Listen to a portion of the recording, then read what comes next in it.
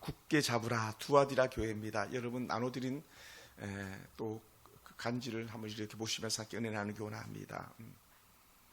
제 설명만 들어도 충분합니다. 사실은 사도 요한은 밤모섬의 건너편에서 이렇게 소아시아측을 바라보는 거예요. 여기 지도를 보면 나눠드린 이름을 보면은 밤모섬에 쭉 새까맣게 좀 글씨가 돼 있지만 밤모섬에서 이렇게 에베소 교회, 서머나 교회, 저 위에 버가모, 두아디라 쭉 살펴보는 거예요. 제가 이제 기도할 때는 어떻게 했냐면 중보 기도를 할 때는요, 저희 동역자들을 중보 기도할 때는 서울부터 출발해가지고 이렇게 지도를 그려가면서 기도를 해요.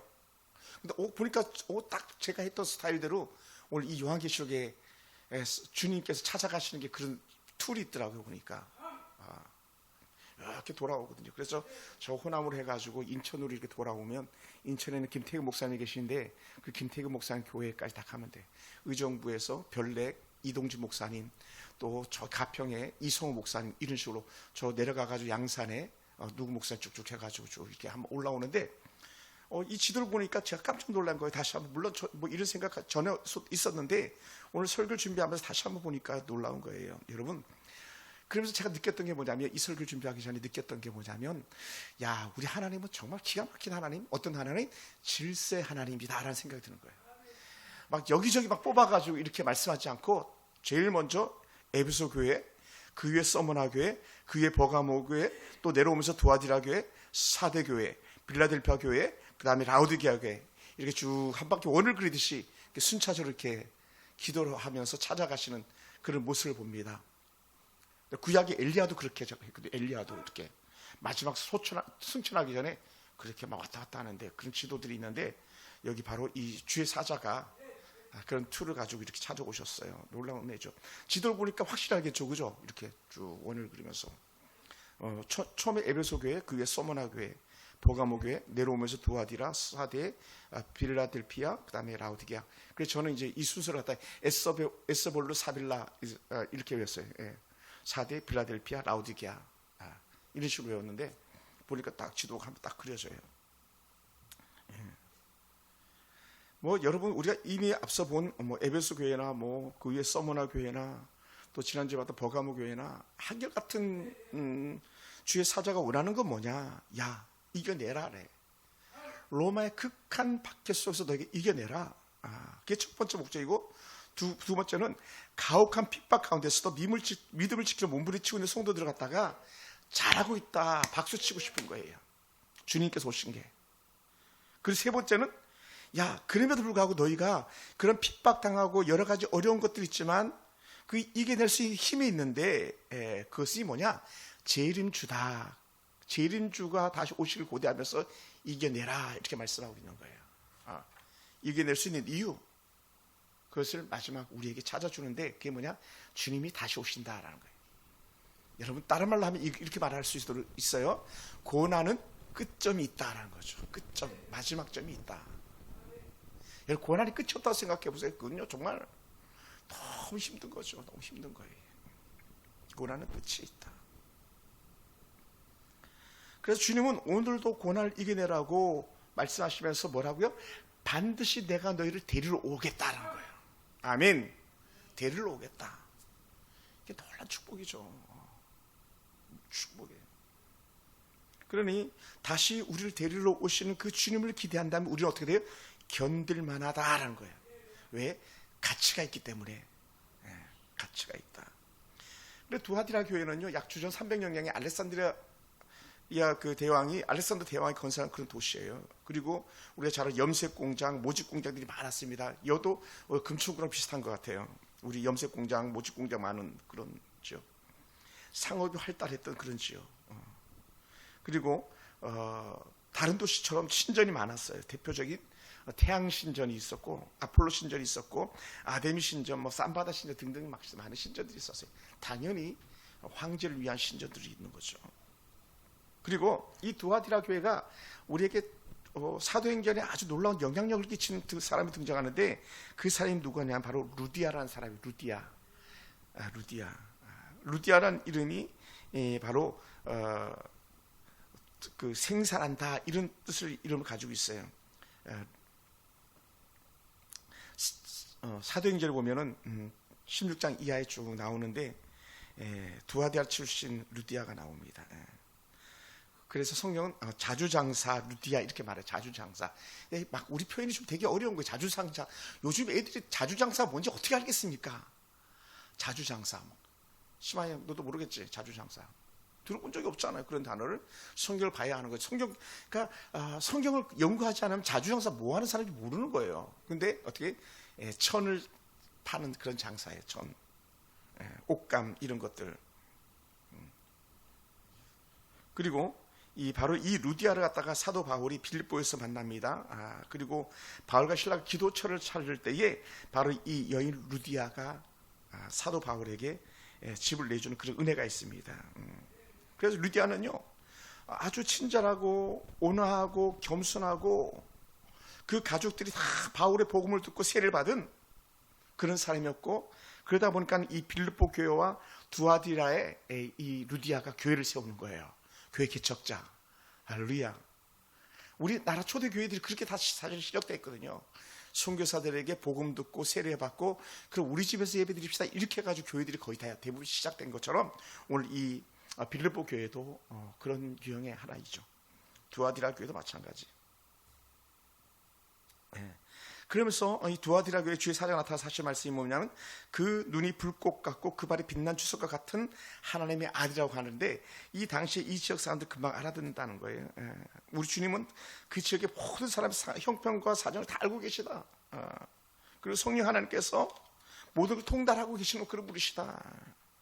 예수님의 발, 주의 사자의 발이 주석과 같다는 말씀은 이 세상의 심판자다라는 그런 의미를 가지고 있어요. 주석을 갖다 다른 말로 청동기 뭐 이런 걸 얘기하는 거예요. 청동기 문명, 철기 문명 이렇게 발전하잖아요, 그죠?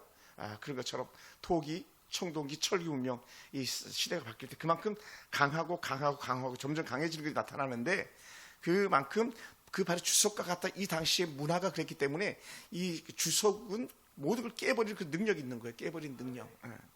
그러니까 그만큼 강하다는 거죠. 그래서 금강석 혹은 청동기를 말한다라고 말해요. 청동. 아주 강함을 상징하죠. 그러니 어떻게 이겨낼 자가 없다. 견뎌낼 자가 없다. 그렇게 우리에게 말해주고 있는 거예요. 그러니까 예수님의 발은 어떤 발이다? 원수를 완전히 짓밟아 이기는 발이다. 이렇게 되는 거예요. 할렐루야. 지금 누구의 발이 강해 보여요? 요한계시록 7교회 중에 누구의 힘이 가장 강하죠? 예수님의 힘과 견주의 힘이 누구죠? 우리를 봐야 된다고. 그 당시는 두말할 것 없이 교황이죠. 아니 황제죠. 황제.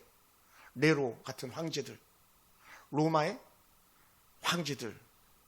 이게 워낙 세니까. 그러니까는 워낙 세니까 뭐라고? 신적으로 경배하는 거잖아요. 신적으로 경배. 그러니까 이 황제의 힘을 제압할 수 있는 강력한 주석 같은 그런 발이 있는 거죠. 놀라운 거죠. 또 이 두아디라 교회가 참 은혜가 되는 게 뭐냐면, 우리 교회도 그런 분들이 계셔서 너무 감사한데, 특히 뭐 오늘 밤에 오신 김일사님 같은 분들, 우리 하은이 하영이 같은 분들, 우리 사모님이나 민지사님 같은 분들, 뭐 또 우리 김효수 권사님 같은 분들 많은 분들이 계십니다만은, 이 루디아가 이 두아디라 교회에 큰 은혜가 되는 게 뭐냐면, 그는 자주 장사를 해가지고 돈을 번 것을 자신을 위해서 쓰기보다 주의 일과 주의 교회를 위해서 쓰는데 온심을 다했다는 거예요. 이게 은혜예요. 할렐루야. 그러니까 예전에 사역했던 교회 같은 경우도 사랑의 교회가 특별하게 은혜 가운데 자랐던 이유가 있다면, 이랜드라고 하는 박성수 회장님이 사랑의 교회 주춧돌로 있는 거예요.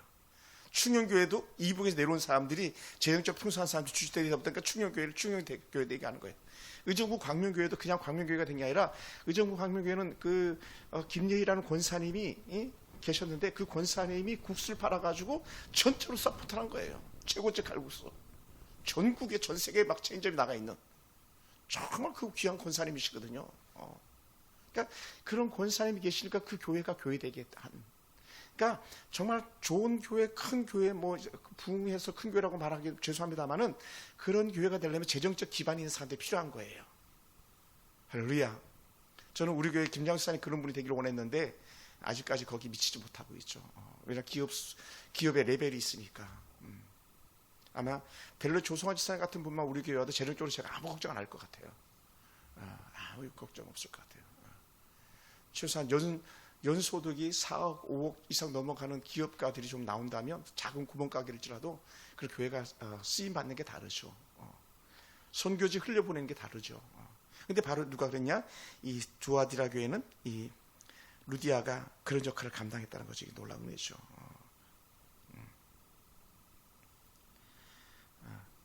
그러니 이 여인이 큰 역할을 감당했습니다. 그러니까 사도 바울이 복이 있는 사람이었던 게 뭐냐면 사도 바울 곁에는요 많은 사람들이 있어요. 사도 바울 곁에 많은 사람들이 누가 있는지 갖다 증명해 본다면 로마서 16장을 보시면 돼요. 로마서 16장에 다 나와요. 일목요연하게.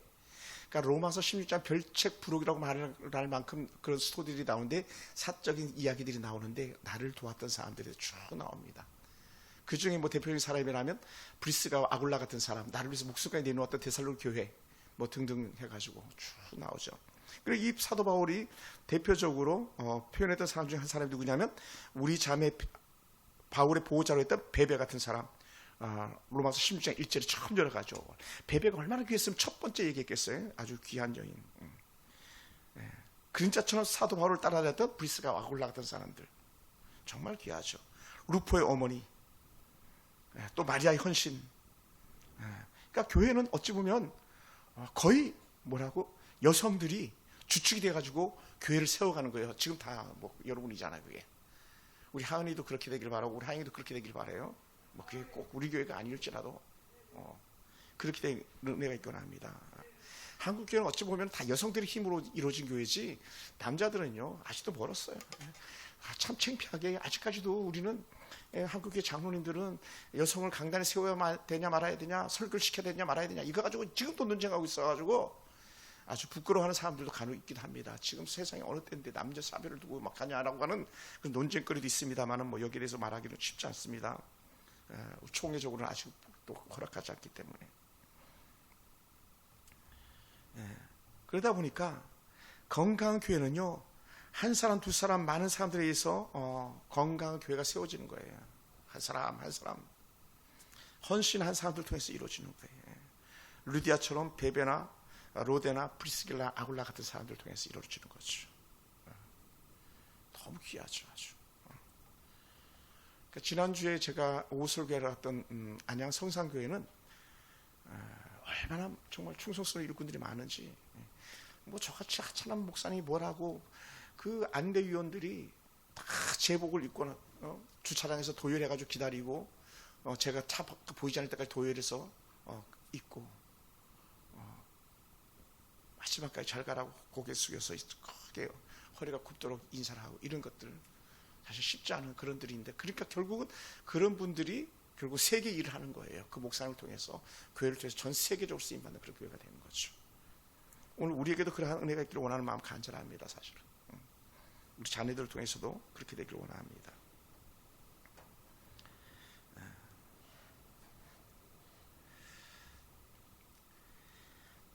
그러면서 예수님께서는 이 두아디라 교회에 믿음 좋은 사람들이 있다고 칭찬하죠.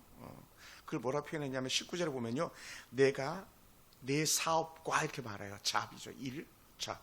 내가 내 사업과 사랑과 믿음과 섬김과 인내를 아노니 네 나중 행위가 처음 것보다 많도다. 야, 내 사업과 재정적인 것들과 등등 표현해도 뭐 과한 말이 아닐 것 같아요. 예전에 섬겼던 교회 같은 경우 한 교회는 한 장로님이 부부가 교회를 거의 다 재정적으로 다 섬기다시피 했던 그런 일들이 있었습니다. 한 150명 정도 모이는 교회인데 교회를 떠나면서도 2억을 갖다가 교회에다가 쓰라고 주고 가시는 그런 장로님. 결국 그 아들들이 잘 되더라고요. 아들들이 아주 둘 다 장가도 잘 가고 하나는 교수님으로 의사 선생님으로 병원에 사역하고 있는 그런 아들이고 또 선교사 아들이고 이렇게 쓰임 받고 있는데 주 앞에 사니까 잘 될 수밖에 없다. 이 사람들이 어떻게 돼요? 선한 사업을 많이 했다는 거예요. 사랑을 실천하면서. 사랑이란 열심히 있는 그런 모습을 말하거든요. 열심히 있는. 그들 사업만이 아니라 하나님 일에도 열심을 냈다는 거예요. 돈 벌기 바쁜 게 아니라 하나님을 위해서 사는 것들도 바빴다는 거예요. 열심을 다했다는 거예요. 이게 얼마나 은혜인지 모릅니다. 요즘은 이게 많이 사라졌잖아요. 그죠? 주 5일 근무하면서 사람들이 다 직장을 주 5일 근무하면 재정적으로 풍성해지고 쉼을 더 많이 누려야 되는데 오히려 사람들은 점점 쉼과 주의 전에서는 더 멀어진 그런 일들. 그래서 우리 교회만 그런 게 아니라 일반 교회들이 다 목장 예배가 다 와해 돼버리다시피 했답니다. 아쉽게도. 그리고 목장 예배 집 오픈 안 하고 교회에서 목장 예배 드리고 교회에서 그냥 예배들을 보고하고, 제가 의정부 광명이 사역할 때도 거의 그런 목장들이 거의 3분의 1 정도 됐어요. 교회에서 그냥 목장 예배 드리고 집 오픈 안 하고 개인주의라고 해가지고. 그러니까 한국 교회 그렇게 고꾸라지기 시작하는 거예요. 점점 내주고 신방 안 받고. 이 두아디라 교회는 그러지 않았다는 거죠. 그들은 이웃을 위해서 선하게 사업을 하고 항상 남을 섬기는 데 앞장섰고 인색하지 않았고 나눠주고 구제하고 자신이 본 돌이지만 하나님이 주신 줄 알고 그 물질을 하나님을 위해서 쓰는데 넉넉한 은혜가 있었다는 거예요. 할렐루야. 저를 보세요. 웬만하면 고개 바꾸지 말고 몇 안 되는데 뭐. 그러니까 어떻게 믿음이 좋았다는 거죠. 믿음이 좋았다. 믿음으로 살았다. 그런 사람들. 충성을 다했다. 정직했다. 뭐 온갖 좋은 표현을 다 해도 부족할 것 없는 그런 사람들이었다는 거예요. 그 우리는 어떻게 살아가고 있는가? 우리는 어떻게 신앙생활하고 있는가? 우리 한번 돌아볼 수 있게 되기 바랍니다. 과연 우리 삶의 우선순위 뭐에 있는가? 우리는 남는 것을 시간을 쪼개서 남는 시간을 드리는 것이 아니라 내 시간을 쪼개서 드리는, 또는 내 은사를 쪼개서 드리는, 내 물질을 먼저 하나님께 드리는 그런 마음이 우리 가운데 있어야 되는데 우리의 삶이 어떤지 한번 다시 한번 생각해 볼 수 있게 되기 바랍니다. 섬김을 다 하는 이 사람들. 우리 사람들은 이렇게 된다는 거예요. 우리 믿음이 좋으면 하나님은 이렇게 나가는데 일이 너무 잘 되면 하나님은 뒷전으로 밀리더라는 거예요. 제가 사역해 보니까 그러더라고요. 돈을 잘 벌고 지위가 올라가잖아요. 교회를 다 떠납니다. 그 교회 안 있어요. 희한해요. 근데 이게 연예인들도 그런데요. 제 친구 목사님 교회에 연예인들이 좀 있었는데 연예인들이 뜨면 나가더래요. 뜨면 그 교회를. 물론 꼭 다 그런 사람들은 아니겠습니다만은 그게 달라진 그런 모습이랄까. 뜨면 오히려 그 교회에 더 충성하고 담임 목사님의 사역을 더 돕는 그런 역할을 해야 되는데 그렇게 되지 않더라는 거예요. 왜 그런가 했더니 이런 얘기를 하는 거예요. 레벨 얘기를 레벨. 자식이 수준에 맞는 뭐 이런 식으로 얘기한다. 물론 세상적으로 봐서 그게 옳을지 모르겠지만 하나님 나라에서는 오히려 그럼 자신 레벨만큼 교회를 앞장 세워서 키우는데 나가면 될 텐데 그렇게 하지 않더라는 거죠. 초대교회는 그러지 않았는데 어느 세부터인가 우리에게 그런 세속적 기준들이 들어와가지고 우리의 수준을 갖다 그렇게 바꿔버렸습니다. 근데 이게 다 사실은 목사님들이 잘못한 것들이죠. 목사님들, 저 같은 사역자도 잘못한 거예요. 모든 것을 그렇게 막 봤기 때문에 그런 거죠. 그런데 그 모습 갖다가 우리 주님께서는 불꽃 같은 눈으로 지켜보신다는 거예요. 불꽃 같은 눈으로. 불꽃 같은 눈으로. 다른 말로 하면 정확하게 보고 계시다는 거예요. 정확하게. 돋보기로 보듯이, 현미경으로 보듯이, 현미경도 보자면 전자현미경으로 보듯이 주님은 다 보고 계시다. 다 보고 계시다.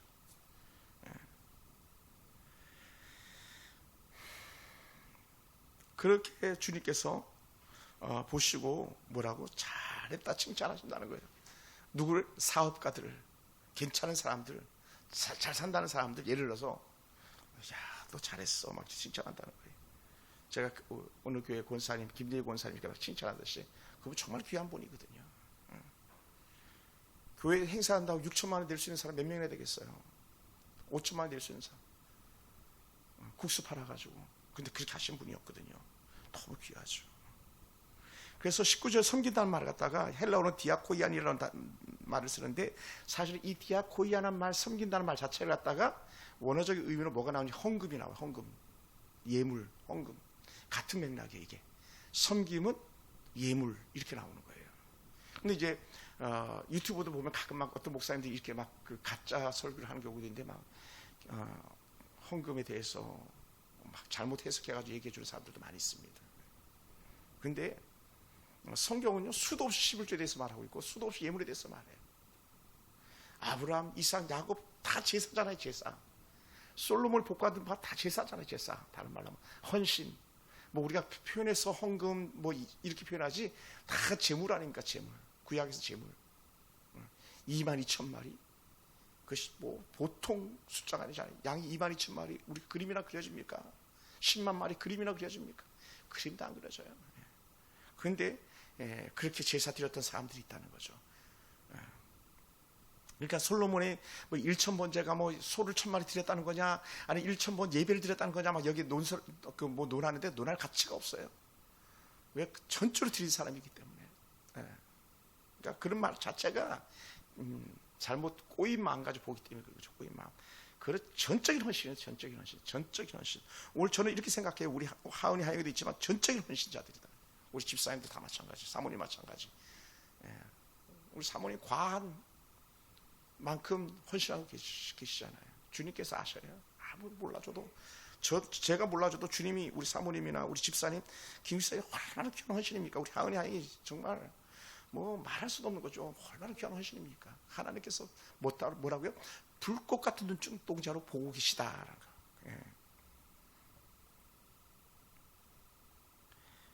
인내할 줄 알았다. 인내가 필요하다. 그러니까 교회는요, 결국은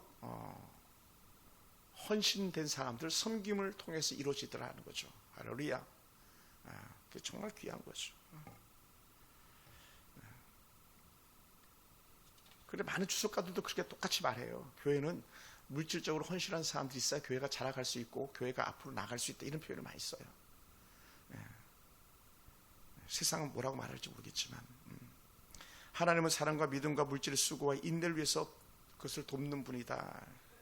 성령이 민감한 사람, 기도 자리를 찾고 말씀을 통하여서 은혜받은 사람들이 결국은 칭찬 듣는 그리스도인이 된다라는 것을 우리에게 말해줍니다. 그리고 처음 행위보다 나중이 더 나은 교회가 돼야 된다는 거죠. 처음보다 나중이 나은 교회. 그래서 두아디라 교회는 어떤 교회냐? 19절 이렇게 표현했잖아요. 두아디라 교회는 나중 행위가 처음 것보다 많도다라고. 많도다. 야, 너 어떻게 시간이 갈수록 잘하니? 이렇게 표현을 쓰는 거죠. 시간이 갈수록 잘한다, 이렇게 표현을 써요. 너무 귀하죠. 그래서 점점 나아지는 사람들의 모습이 점점 사랑이 많아지는 거죠. 점점 사랑이 많아지는. 사랑이 많아진다는 게 어떻게 점점 섬김이 커간다는 거죠. 믿음이 좋아지는 거죠. 섬김이 풍성해지는 거죠. 주변 사람들이 풍성함을 갖다가 누리도록 만들어주는 그런 교회였다는 거예요. 점점 나아지는. 오늘 우리는 어떤지 돌아보시기 바랍니다. 내가 올해보다 작년보다 지금 앞으로 더 잘 섬길 수 있겠는가, 더 충성하고 있는가, 이거 돌아봐야 되는 거예요. 우리 속에 뭐가 있는지 한번 돌아보시기 바랍니다. 저도 마찬가지 똑같아요. 그럼에도 불구하고 역점이죠. 두아디라 교회가 잘한 일도 있지만 아쉬운 부분들도 있다는 거죠. 여러분, 사람이 어떻게 100점 만점에 100점을 받겠습니까? 약간 아쉬움이 있는 거죠. 약간 아쉽다고 표현해도 될지 모르겠습니다만, 이 두아디라 교회를 볼 때에 우리 주님은 좀 그런데 좀 그건 그렇지 않냐, 이렇게 나오고 계신 것 같아요. 제가 완곡하게 표현하는 거예요. 두아디라 교회를 책망하는 게 뭡니까? 우리 20절 같이 한번 읽어볼까요? 20절. 우리 요한계시록 2장 20절 말씀인데 이렇게 표현했어요. 그러나 내게 책망할 일이 있노라. 첫째, 자칭 선지자라 하는 여자 이세벨을 내가 용납함이니 그가 내 종들을 가르쳐 깨워 행음하게 하고 우상의 제물을 먹게 하는도다. 첫 번째, 이세벨을 따라간다. 아합의 부인이 이세벨이잖아요, 그죠? 악한 영의 상징이 이세벨이에요. 여러분, 여기 사거리에도 어느 모텔 이름을 이세벨이라고 이름을 줘놓은 그런 모텔이 있어요. 악의 상징적인 거죠. 악의 상징적. 사람 그것도 모르고 어리석게. 어떤 기업은 갔더니 그 가게 간판을 갖다 루시퍼를 하나 갖다 루시퍼. 벌써 이름 자체가 악한 거예요. 이름 자체가. 사단의 괴수가 루시퍼 아닙니까? 그러니 이세벨, 루시퍼, 말도 안 되는. 근데 오늘 이 두아디라 다 잘하는 것 같은데 알고 봤더니 야, 너희가 절대로 따라서는 안 될 사람을 따르고 있네. 이세벨이네. 이세벨. 악한 교인들을 꿰는, 막 새치어를 나불거려 가지고 사람들의 마음을 확 사로잡아 가지고 끌고 가는 그런 사람, 바로 그게 이세벨인데, 그렇게 이세벨의 꾀를 따르더라는 것이죠. 자칭 선지자라고 하는 여인 이세벨이 그 안에 있었다. 그걸 내가 용납한다. 여러분, 잘 교회 안에요, 교회를 허는 이들이 있었어요. 우리 교회도 마찬가지예요. 굴러 들어온 돌이 박힌 돌을 막 빼내면서 교회를 어지럽혔던 적이 있었어요. 2017년, 18년도까지 그랬던 사람들이 있었어요. 결국 나가셨 분들이 계셨지만, 오래 계셨던 성도들이 참 괜찮은 분들이었는데 계속 충동질하고 하다 보니까 이세벨과 같은 악한 꾀로 사람들을 해리고 교회를 무너뜨리는 그런 도구가 된 사람들이 있는데, 사실 그게 우리 교회만 아니라 대부분의 교회들이 그런 사람들이 있더라는 거죠. 그러니까 이 두아디라 교회를 편지를 우리에게 읽혀주는 거 아니겠습니까? 얘들아, 너희 교회에 그런 사람들이 있는지 살펴봐라, 이런 마음을 가지고 우리가 보게 하는 거예요. 근데 봤더니 뭐예요? 그가 내 종들을 가르쳐, 다른 말로 하면 교회 안에 있는 신시한 사람들을 깨워가지고 행음하게 하고 악한 우상에 절하게 하고, 그거 괜찮아, 이 정도는 괜찮아, 막 이렇게 꼬였다는 거예요. 재물을 먹게 하고 우상에 참여하게 하고, 간음이 일어나는 거예요. 영적 간음, 외적 간음이 막 일어나는 거죠. 그래서는 안 되는데, 그러다 보니까 제가 이 설교를 준비하다가 중세시대 때 왜 종교 개혁이 일어났는가를 이렇게 봤는데, 1500년대 어느 한 교황 같은 경우는요, 첩이 20명이 넘었어요. 그러니까 거의 70명인가 됐어요. 그리고 자기 아들, 첩이 낳은 아들을 딱 교황으로 세우는데 이 어린 아이를 교황으로 세워가지고 또 그렇게 하는 거예요. 그러니까 교회가 아니었던 거예요. 그리고 그걸 바라봤던 사람들이 막 너무 많이 실색해가지고 개혁의 깃발을 걸고 내섰던 사람인데 수많은 사람들이 죽었죠. 죽음으로 교회를 개혁하는, 그러니까 오늘 개신교가 이렇게 탄생한 거예요. 얼마나 그런지. 최근에는 몇 년 전에는 로맨 캐톨릭 천주교에서 신부들의 잘못을 갖다가 고했던 그런 일들도 있었어요. 고했던 그런 일들도 있었어요. 너무나도 많은 죄성들이 있으니까. 그러니까 이 당시에 이 이세벨의 악한 꾀들이 교회에 들어오면서 교회가 영적으로 아주 혼탁해지는 그런 일들이 있는데, 사실 악한 이단들이 다 이세벨의 악한 꾀를 쫓아서 나오는 줄 믿습니다. 거기 쏘가 넘어가는 거예요. 거짓된 혀에 세차의 그 속임에 넘어가는 거예요. 참 안타까운 일이죠. 참 안타까워.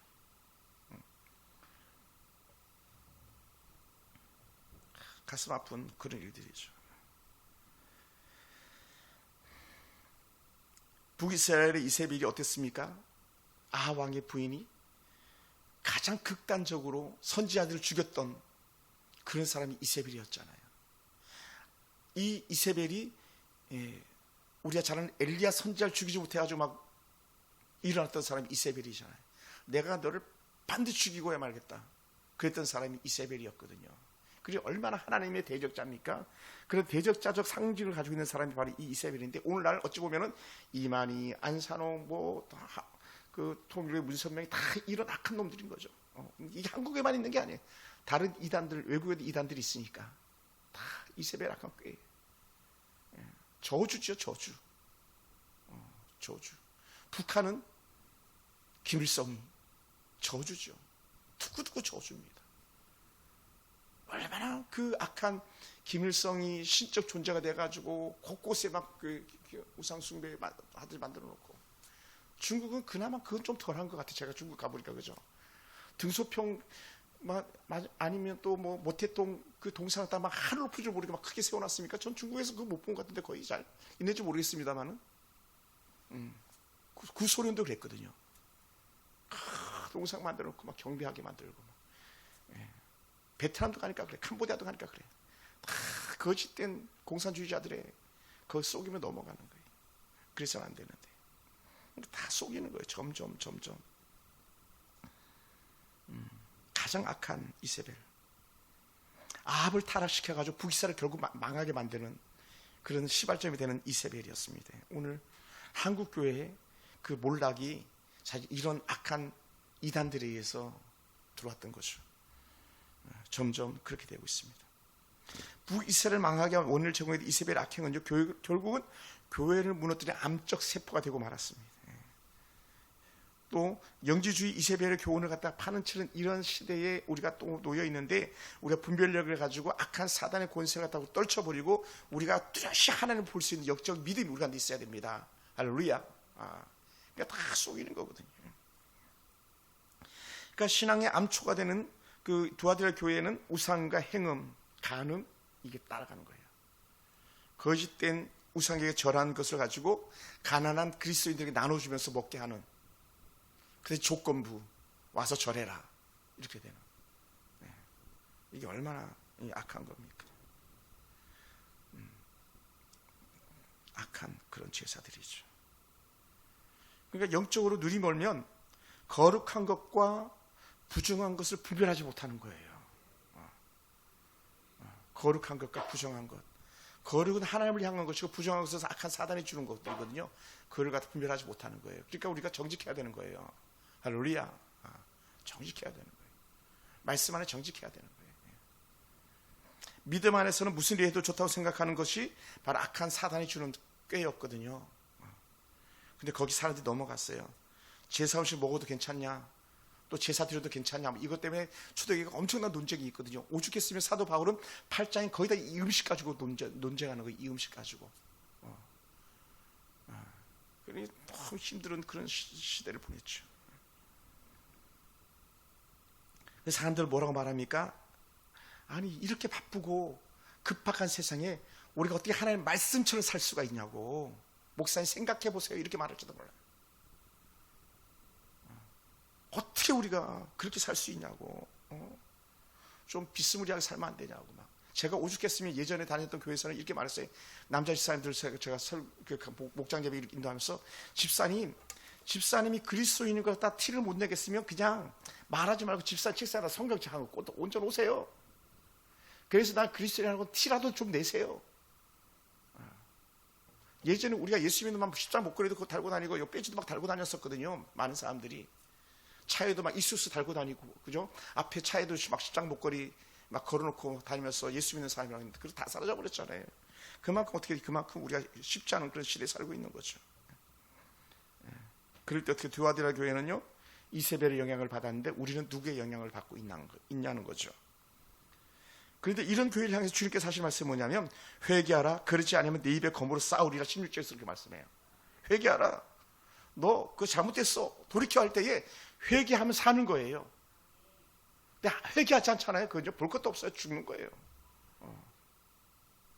그 죽음이라는 것은 영적 죽음도 말할 수 있겠지만 피폐한 그런 삶을 사는 거예요.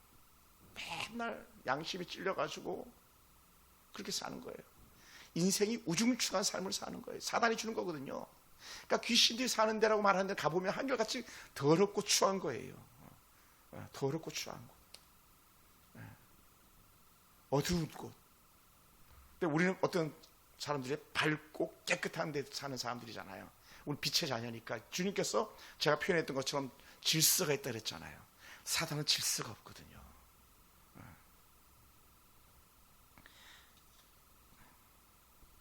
그러므로 우리는 어떻게 해야 되냐? 적당주의는 안 된다. 적당하게. 우리가 적당하게 믿지 뭐, 적당히 헌신하지 뭐, 적당하게 예물 드리지 뭐, 이렇게 안 된다. 부모를 적당하게 섬길 수 있습니까? 자식을 적당하게 사랑할 수 있습니까? 부모는요 자식을 위해서 생명을 내주는 거예요. 자녀는요 부모를 섬기는데 생명을 내주는 거예요. 우리 하나님이 우리 아버지신데, 하나님이 아버지셨기 때문에 우리에게 독생하신 예수 그리스도를 죽기까지 사랑하셨잖아요. 그러니까 어떻게 돼요? 우리도 주 예수 날 사랑하시오니 나 또한 예수를 사랑하는, 이게 나오는 거예요. 주님이 나를 위해서 죽으셨으니 나도 죽음을 각오하고 믿음을 지켜내야 했는데 우리에게 그런 게 있냐는 거죠. 그래 21절에 이렇게 표현했어요. 또 내가 그에게 회개할 기회를 줬으되 그 음행을 회개하고자 아니하는도다. 들켰는데, 드러났는데 회개하지 않는 거예요. 돌아오라 그래도 돌아오지 않는 거예요. 돌아오지 않으면 뭐예요? 망하는 거예요. 죽는 거예요. 수많은 사람들이. 근데 그걸 깨닫지 못하는 거예요. 왜? 사단의 눈이 가려가지고 보지 못하는 거예요. 분별을 잃어버리면. 이세벨은 그렇게 하거든요. 괜찮겠지 하다가 다 끌려가 버리고 완전히 망해버리는 거예요. 그 결론이 뭡니까? 민수기에 나오는 발람이 결국 죽음으로 자신의 죄값을 치르잖아요. 죽음으로. 죽음으로. 하나님의 거룩한 사람, 그 다윗을 그렇게 쫓아다니던 헛된 쫓음 사울왕 결국은 스스로 자살해서 죽잖아요. 이 비극적인 거죠. 아쉬운 거죠. 우리가 볼 때 아쉽고 비극이라고 표현할 수 있는데 본인들은 그렇게 생각하지 못하는 거죠. 누구라도 마찬가지입니다.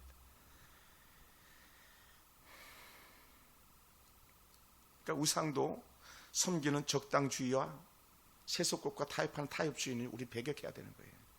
듣기 싫어도 들으셔야 돼요. 적당히는 없다는 거죠. 적당히. 저도 마찬가지. 적당히는 안 된다. 그러다 보니까 우리에게 주신 은혜가 뭐냐면 회개하라고 말씀하시는 게 은혜라는 거예요. 회개하라고 하는 말은 뭡니까? 돌아오면 용서 준다라는 거거든요. 그게 은혜예요. 아버지가요, 탕자가 나갔을 때 얼마나 힘들었겠습니까? 근데 돌아왔을 때 어떻게 돼요? 오히려 집에 있는 아이보다 더 기뻐하고 즐거워하게 모든 것을 그에게 줬잖아요. 좋은 옷 입히고 가락지 끼우고 살지 송아지 잡고 사람들 불러서 잔치하고. 이게 오늘 두아디라 교회 성도들이 돌아왔을 때 이 잔치를 배설하겠다는 거거든요. 그리고 돌아와라, 기회를 주겠다 하는 거예요.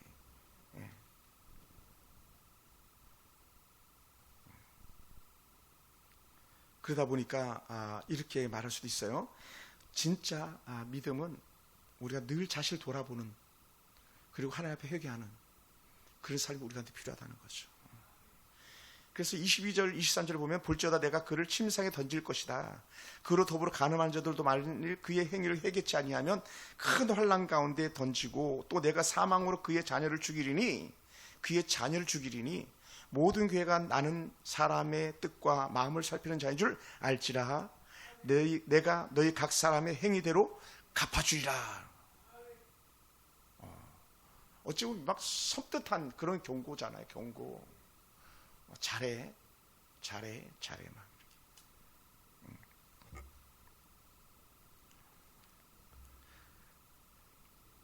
침상에 던진다는 표현을 갖다가 해석자들이 이렇게 말하기도 합니다. 각종 질병으로 고난을 당할 것이다. 각종 질병으로. 사지를 쓰지 못할 것이다. 이런 표현이에요. 사지를 쓰지 못한다. 병자로 만들어 버리겠다. 병든 자가 되게 하겠다. 병든 자가 된다. 여러분 그렇지 않겠습니까? 인생이 기회로 오면 찾아오는 게 뭡니까? 질병이거든요. 사실은 질병. 물론 잘하려고 노력했는데도 우리가 병이 오는 경우도 없지 않아 있겠습니다만은 영적인 스트레스, 외적인 스트레스가 커지면 결국 찾아오는 게 질병이거든요. 단잠을 못 자잖아요. 그러니까 하나님은 사랑하는 자에게 잠을 주시는 데도 있는데 하나님의 사랑을 거절하다 보니까 되게 잠을 자지 못하는 거죠. 잠을. 그러니까 잘 자는 게 축복인 줄 믿습니다. 하나님의 복인 거예요. 단잠을 자는.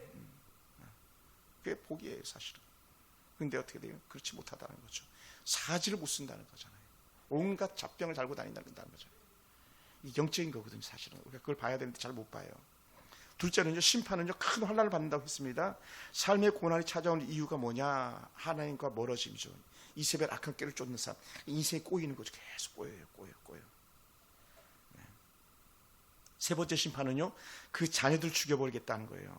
자식은 최고의 기업인데, 자녀는 상급이라고 그랬잖아요. 장사의 전통이든 살이라고 그랬잖아요. 화살이 많아야 적이 와도 물리칠 수 있는 거잖아요. 그러니까 자녀는요, 부모에게 주신 최고의 축복인데 그 자녀를 데려가겠다라고 하는 것은 큰 저주죠.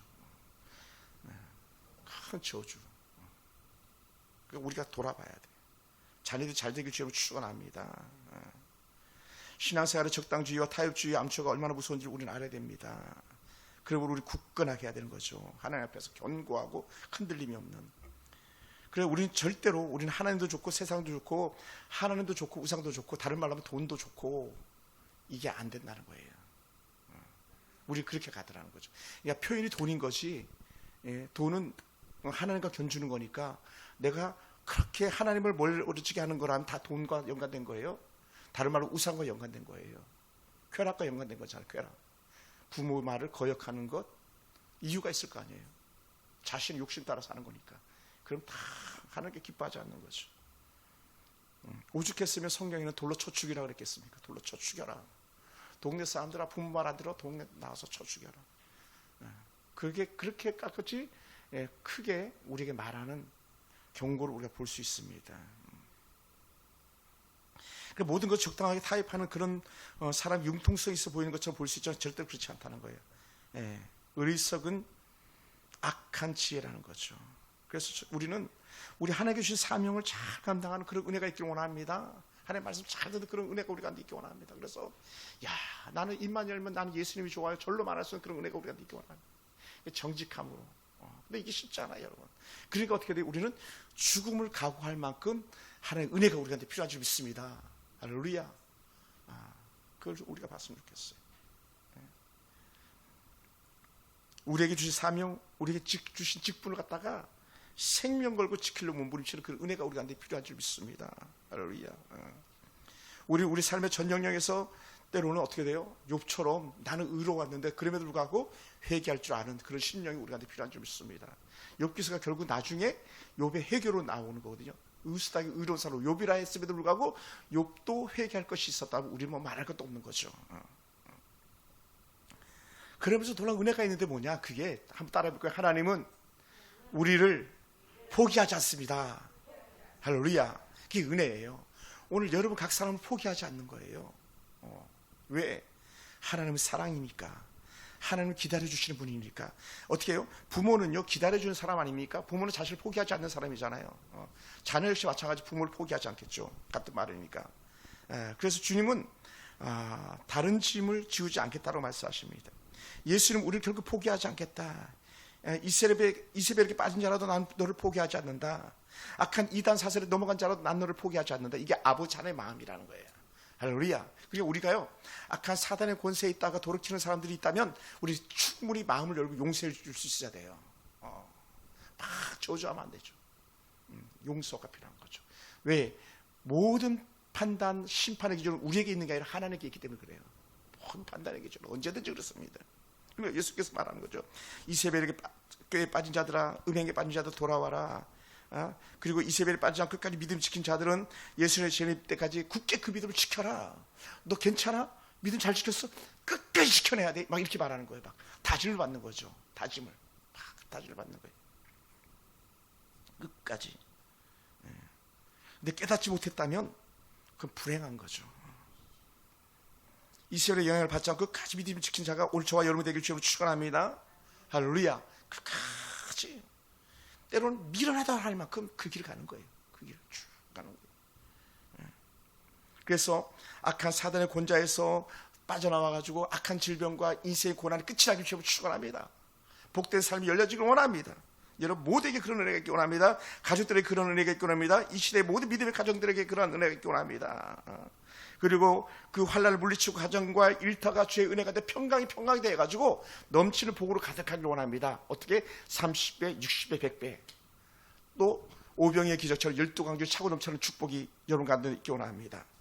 자녀들이 잘 되기 원합니다.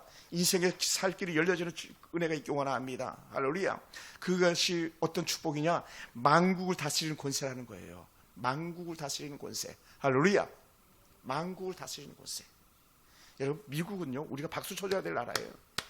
잘못된 악한 자들이 미국을 폄하하는 건데 미국은요 어떻게든지 하나님 나라의 뜻대로 살려고 몸부림치는 그런 나라예요. 그런 나라예요. 그런 나라. 그러니 어떻게 돼요? 하나님께서 보호하시는 나라. 사실 우리 대한민국도 그런 나라 중에 하나였었잖아요. 지금 많이 희석해 버렸지만 앞으로 쉽지 않은 그런 날들을 우리가 보내야 될 줄 믿습니다. 그리고 아름다운 지혜를 주신다고 약속하셨습니다. 철장을 깨뜨리는 능력을 주시다 말씀했습니다.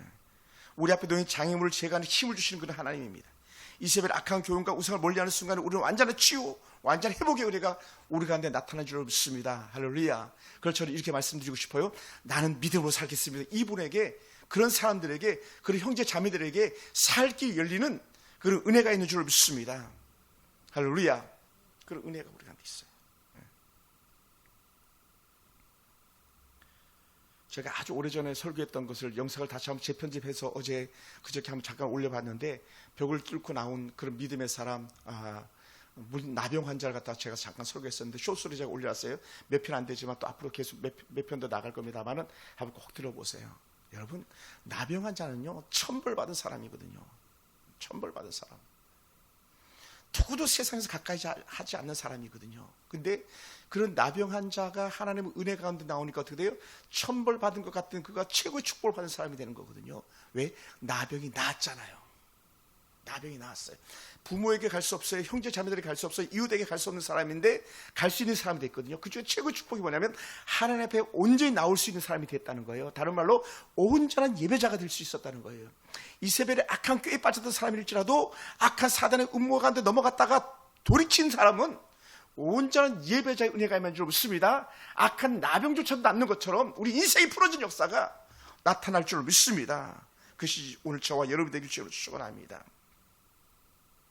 그러시면서 마지막 주신 은혜 축복이 뭐냐? 하나님께 이렇게 표현했어요. 내가 올 때까지 굳게 잡아라. 광명한 새벽별이를 너에게 주겠다. 이런 표현을 썼어요. 굳게 잡아라. 우리가 분명히 지켜야 될 게 뭐냐? 다른 말로 하면 우리 믿음으로 굳게 우리 신앙을 지켜낼 수 있는 그런 사람, 진정한 예비자로 살 수 있는 저와 여러분 되길 주로 축원합니다. 그래서 생명 같은 그런 은혜가 우리가 있기 원합니다. 그래서 우리가 세상에서도 선을 분명히 그어야 되는데 어떤 선이냐? 한번 따라해 볼까요? 넘어가야 될 선, 넘어가서 안 될 선 분명히 지키라는 거예요. 근데 이게 정말 쉽지 않아요, 여러분. 이건요, 제가 볼 때 제 자신도 그렇고 여러분도 그렇고 똑같아요. 뭐 목사도 상관없어요. 똑같아요. 생명을 걸지 않으면요, 넘어가서 안 될 선을 아주 쉽게 넘어갈 수 있고요, 넘어가야 될 선을 갖다 넘어가지 않고 주저주저 하고 있을 때가 있더라는 것이죠. 그러니까 어떻게 돼요? 오늘 우리 두아디라 교회나 또 그 앞에 나온 교회들을 계속적으로 교훈한다면 우리는 분명히 지켜야 될 선이 있다는 거예요. 뭐요? 우리 신앙. 아무리 이세벨이 돈다발을 갖다 주고 먹을 걸 갖다 주고 그렇게 한데도 우리 그렇게 살아서는 안 될 사람이라 우리에게 말씀하고 있는 거죠.